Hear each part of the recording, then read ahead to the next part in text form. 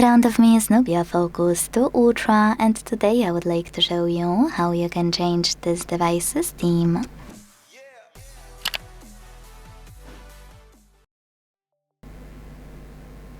Start by opening Settings, then tapping on Theme and Personalization, and last but not least, selecting Themes at the top.